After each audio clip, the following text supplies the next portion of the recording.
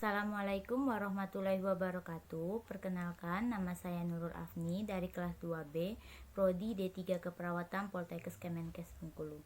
Di video ini saya akan menjelaskan anatomi fisiologi sistem muskuloskeletal. Sistem muskuloskeletal merupakan penunjang bentuk tubuh dan bertanggung jawab terhadap pergerakan. Muskuloskeletal terdiri dari kata muskulo yang artinya otot dan skeletal artinya tulang. Muskulo atau muskular adalah jaringan otot-otot tubuh, yaitu ilmu miologi. Skeletal atau osteo adalah tulang kerangka tubuh yang disebut dengan ilmu osteologi. Baiklah, yang pertama saya akan membahas tentang muskulo atau otot.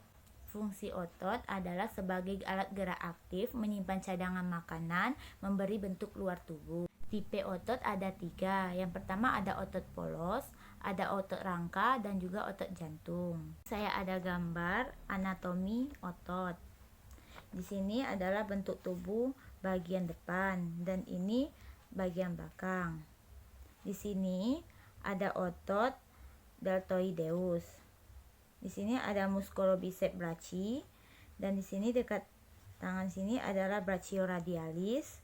Di dekat paha ada quadriceps femoris. Di sini ada pectoralis major dan di sini ada musculo abdominalis. Dan di bagian belakang, tampak belakang, di sini ada musculo trapezeus, musculo triceps brachii. Di sini ada hamstring musculo, di sini ada musculo fibularis, di sini ada musculo latimus dorsi, di sini dekat pantat ada musculo gluteus. Ada juga mekanisme gerakan otot. Otot yang dapat menggerakkan rangka adalah otot yang terdapat di dekat rangka. Garis-garis gelap dan terang pada otot rangka disebut dengan myofibril, yaitu merupakan sumber kekuatan otot dalam melakukan gerakan kontraksi karena massa utamanya adalah serabut. Setiap myofibrin tersusun atas satuan-satuan kontraktil disebut dengan sarkomer. Zona Z merupakan bagian jantung tindih dua molekul protein filamen otot, yaitu aktin dan miosin. Protein otot yang tersusun atas aktin dan miosin disebut dengan aktomiosin. Protein kompleks inilah yang merupakan komponen terbesar dari bahan penyusun otot. Pada saat otot berkontraksi, terjadilah perubahan panjang zona Z dan zona H. Jika otot berkontraksi maksimum, ukuran otot adalah 20% lebih pendek dari ukuran saat berrelaksasi. Mekanisme kontraksi otot. Rangsangan asetilkolin terurai menjadi asetil dan kolin. Miogen merangsang aktin dan miosin bergeser. Otot akan berkontraksi atau memendek. Di sini saya juga mempunyai gambar 3 tipe jaringan otot. Di mana di sini ada otot polos, otot rangka, dan otot jantung. Seperti inilah gambarnya. Baiklah, selanjutnya saya akan menjelaskan tentang sistem skeletal, yaitu rangka. Jaringan ikat yang keras dan kaku atau jaringan penyongkong, banyak mengandung mineral, zat perekat, dan kapur. Baiklah, di sini saya juga mempunyai gambar anatomi kerangka manusia. Di sini ada tulang tengkorak, di sini ada tulang selangka, di sini ada humerus, ada tulang rusuk, ada radius, ada tulang ulna di sini pergelangan tangan, dan di sini ada tulang paha atau femur. Di sini ada tulang fibula. Di sini ada tulang tibia, ada juga tulang lutut atau patella. Di sini ada tulang ruas jari kaki atau phalanges. Di sini ada tulang belikat, tulang sternum, vertebra. Ada tulang pergelangan tangan atau karpal, telapak tangan atau metakarpal. Di sini ada tulang jari-jari di tangan disebut dengan phalanges. Baiklah, di sini saya juga mempunyai gambar tulang seperti ini. Di sini ada lapisan terluar kulit tulang disebut dengan periosteum dan juga tulang bersifat padat. Bagian dalam tulang disebut dengan sumsum tulang. Sumsum kuning bertugas menyimpan lemak dan sumsum merah bertugas memproduksi sel darah.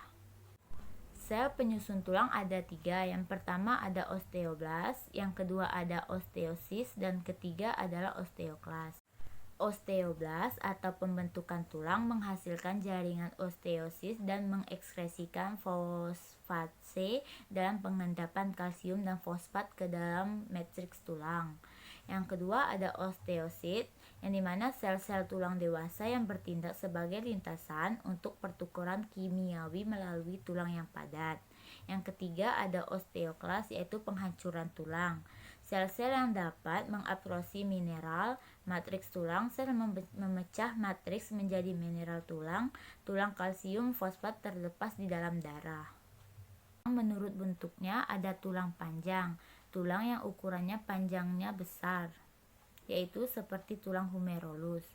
Yang kedua ada tulang pendek, tulang yang ketiga ukurannya kira-kira sama, seperti contohnya tulang ossa corpi. Yang ketiga ada tulang gepeng atau pipih, tulang yang ukurannya lebarnya terbesar, contohnya seperti parietella. Yang keempat ada tulang tak beraturan, contohnya seperti sphenoidea. Yang keempat ada tulang berongga udara, yaitu contohnya maksila. Fungsi tulang secara umum, yang pertama ada formasi tulang yang dimana penentu bentuk dan ukuran tubuh. Yang kedua ada formasi sendi sebagai penggerak. Yang ketiga ada perlengketan otot. Yang keempat ada pemungkit. Yang kelima ada menyongkong berat badan. Yang kelima adalah proteksi, yang mana membentuk rongga melindungi organ yang halus dan lunak seperti otak, jantung, dan paru-paru. Yang keenam ada hemopoiesis, yaitu pembentuk sel darah. Yang keenam ada fungsi imunologi, yaitu RSE, sumsum tulang membentuk limfosit B dan makrofag. Yang itu ada juga menyimpan mineral, kalsium, dan fosfat, dan lipid. Ada juga fungsi tulang secara khusus, yaitu seperti yang pertama ada sinus paranalis, yaitu menimbulkan nada pada suara. Yang kedua ada emel gigi, memotong, menggigit, dan menggilas makanan. Yang ketiga ada tulang kecil telinga, yang mana mengkonduksi gelombang suara.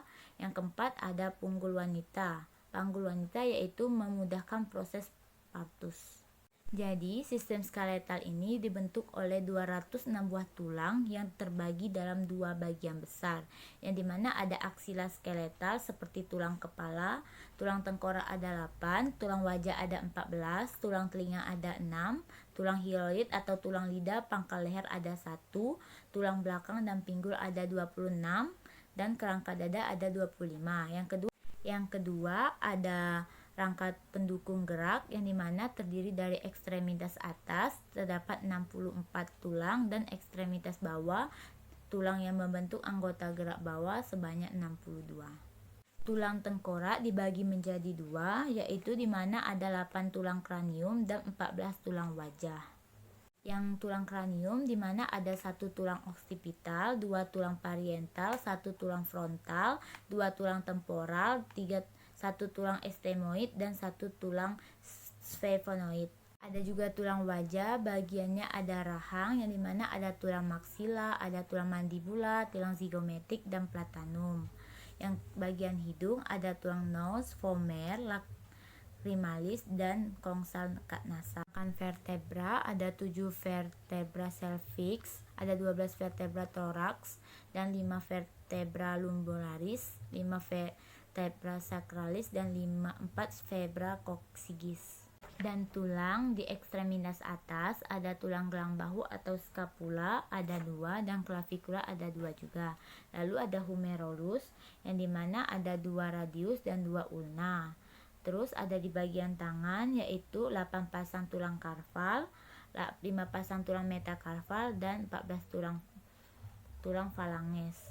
Dan tulang di bagian ekstremitas bawah seperti tulang pangkal paha atau ada ilium, ada pubis, dan ada ischidium. Yaitu ada juga femur ada 2, dan tulang patella ada 2.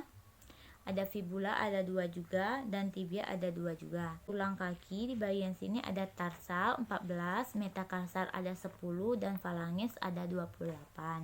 Baiklah, itulah saja yang bisa saya sampaikan. Semoga dapat bermanfaat. Lebih dan kurang saya mohon maaf. Saya akhiri. Wassalamualaikum warahmatullahi wabarakatuh.